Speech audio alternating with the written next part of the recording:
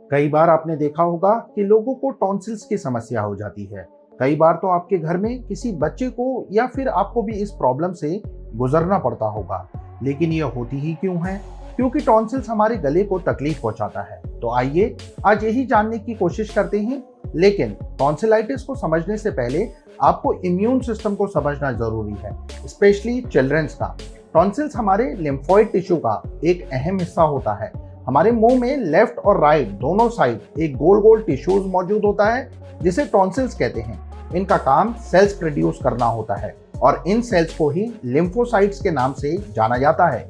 ये लिम्फोसाइट्स हमारे मुंह में एंटर करने वाले बैक्टीरिया को पकड़कर तुरंत मार देते हैं। इसलिए टॉन्सिल्स को हमारी बॉडी का एक डिफेंस सिस्टम भी कहा जाता है, क्योंकि यही बैक्टीरिया वायरस वगैरह को मारकर हमें हेल्दी बनाए रखता है।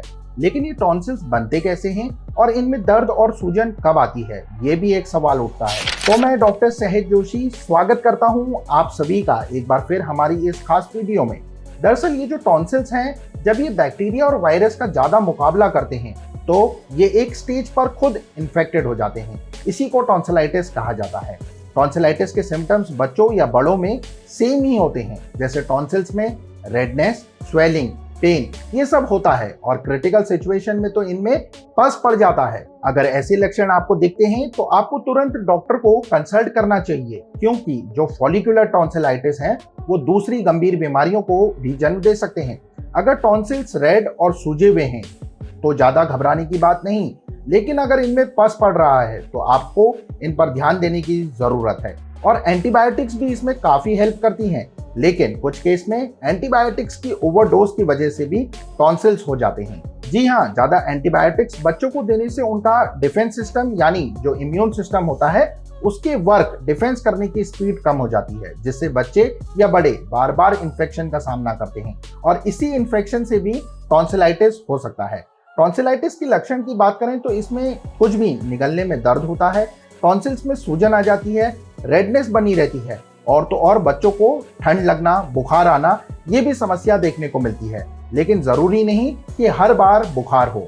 अगर आपको ये सब सिम्टम्स नजर आते हैं तो आपको बच्चों को ठंडी चीजें, मीठी चीजें बिल्कुल नहीं देनी है, क्योंकि इन चीजों से जो टॉन्सिल्स में इन्फेक्शन है उसे बढ़ावा मिल जाता है। इसलिए इन्हें अवॉइड करना बहुत जरूरी है। और टॉन्सिलाइटिस में कोल्ड ड्रिंक, आइसक्रीम, मीठे खाने और बच्चों को देने से परहेज रखें। ये समस्या चाहे बड़ों को हो या बच्चों को, लेकिन उन्हें इन्हीं सब बातों का ध्यान रखना है और ज्यादा एंटीबायोटिक्स को भी अवॉइड करना है। मेरे पास वीक में करीब 8-10 पेशेंट्स वो एंटीबायोटिक्स से रिलेटेड ही आते हैं, जिन्हें हर 15 दिन में एंटीबायोटिक्स की जरूरत पड़ती है। इसी को लेकर अक्सर पेशेंट्स मेरे पास आते हैं ताकि वो एंटीबायोटिक्स की जो डिपेंडेंसी है, जो बच्चों की नीड है, उसे कम किया जा सके। Recurrent tonsillitis, recurrent respiratory infection, asthma attack जैसी कई परेशानियां देखने को मिलती है और इनके पीछे कहीं ना कहीं पेरेंट्स की गलती छुपी हुई है, क्योंकि आज के समय में पेरेंट्स अपने बच्चों को एंटीबायोटिक्स लिमिट से ज्यादा देते हैं और सिर्फ नॉर्मल पेरेंट्स ही नहीं बल्कि डॉक्टर भी इसमें इन्वॉल्व हैं।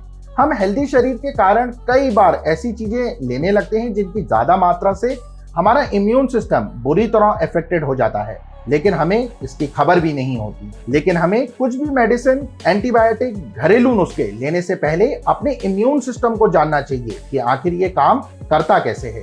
आज टॉन्सिलाइटिस, इम्यून सिस्टम का प्रॉपर वर्क ना करना, ये सब आम हो चला है, जबकि हमारे दौर में ऐसा बहुत ही कम यानी ना के बराबर देखने और सुनने को मिलता था। जो आज 45-50 या इससे भी पुराने हैं, इन्होंने टॉन्सिलाइटिस जैसी प्रॉब्लम देखी ही नहीं थी। इन्होंने बिना एंटीबायोटिक्स लिए ही उम्र गुजार दी। इसकी सबसे बड़ी वजह है भरोसा। जी हाँ, पुराने समय में लोग दवाइयां, एंटीबायोटिक्स को आजमाने के बजाय अपने डिफेंस सिस्टम पर डिपेंड रहते थे और हमारे इम्यून सिस्टम से ज्यादा बेहतर काम कोई कर ही नहीं सकता, चाहे आप कितनी ही दवाइयां क्यों ना ले लें।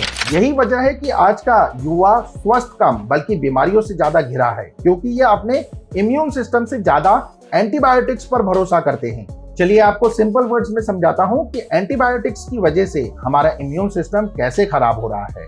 एक न्यूबॉर्न बेबी की जो इम्यूनिटी होती है वो उसे अपनी मदर से मिलती है। इसके अलावा जब मदर ब्रेस्ट फीडिंग करती है तो भी बच्चे को इम्यूनिटी मिल जाती है। और फिर जब एक भी बैक्टीरिया हमारे शरीर में प्रवेश करता है तो हमारी बॉडी उसे एनालाइज कर लेती है और उस बैक्टीरिया के अगेंस्ट एक एंटीबॉडी बनाती है और फिर इसकी कई सारी कॉपीज बनाकर रख लेती है, जिससे अगर अगली बार ये बैक्टीरिया बॉडी में आए तो एंटीबॉडी तुरंत उसे खत्म कर दे।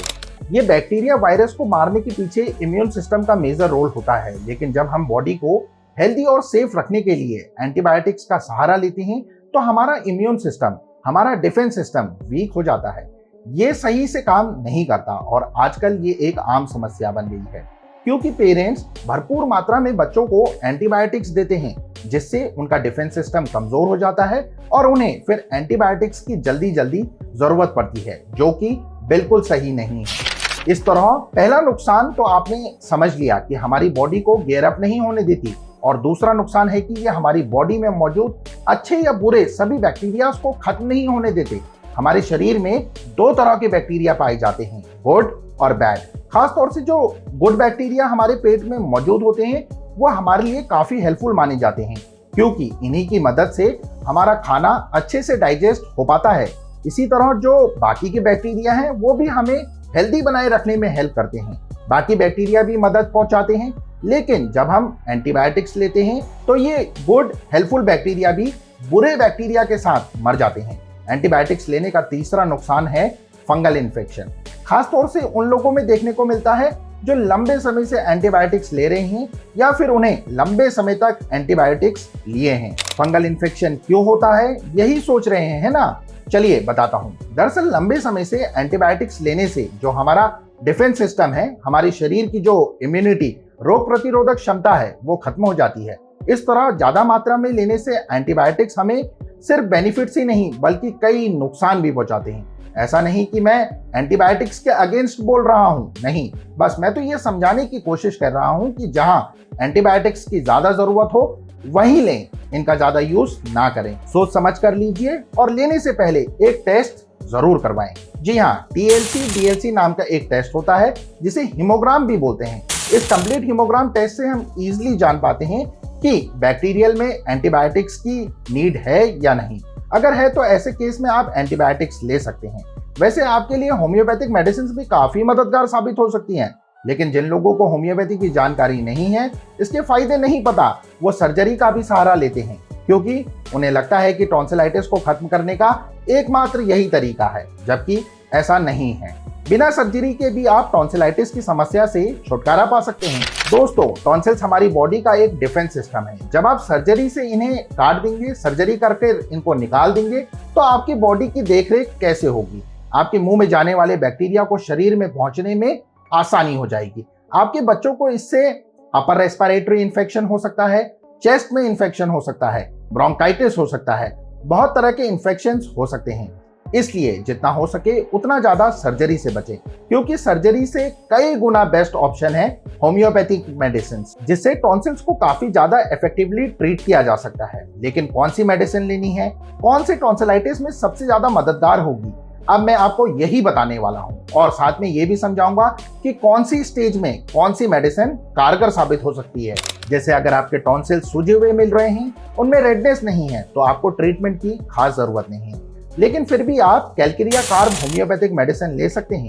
इससे आप बच्चों को आराम से दे सकते हैं, जो टॉन्सिल्स की टेंडेंसी को कम करने में सहायक है। वहीं अगर टॉन्सिल्स का साइज बड़ा हुआ है तो ज्यादा फिक्र की बात नहीं है, क्योंकि भले ही ये थोड़े टाइम के लिए बच्चों को दिक्कत दे सकती है, स्वैलिंग में प्रॉब्लम आ सकती है, लेकिन समय के साथ ये हील हो जाती है। इसके अलावा अगर आपके बच्चे के टॉन्सिल्स में स्वेलिंग है, बहुत ज्यादा लालपन है, तो आपको बच्चों को दवाई जरूर देनी है। इसमें आप बेलोडोना होम्योपैथिक मेडिसिन दी जाती है और ये बेस्ट मानी जाती है।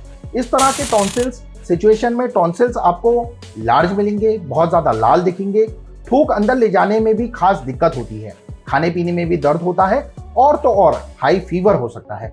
बुखार की तेजी से बच्चे का चेहरा लाल पड़ सकता है। इन सभी कंडीशंस में बेलोडोना होम्योपैथिक मेडिसिन काफी असरदार होती है। तीसरी मेडिसिन है मर्कसॉल। इस दवाई को आपने तब लेना है जब मुंह में रेडनेस के साथ छाले दिखाई दे, माउथ अल्सर्स की प्रॉब्लम देखने को मिल सकती है, बच्चों के मुंह में से स्मेल आ रही है और बहुत ज्यादा दर्द बना हुआ है, तो ऐसे में आप मर्कसॉल होम्योपैथिक मेडिसिन ले सकते हैं। ये दवाई आपके टॉन्सिलाइटिस में काफी हेल्प कर सकती है। वहीं बात करें इन्फेक्शन की, तो इसमें आपको ध्यान रखना है कि ये बैक्टीरिया ना हो, लेकिन अगर बैक्टीरियल नहीं है तो आप होम्योपैथिक मेडिसिन आज ही से शुरू कर सकते हैं।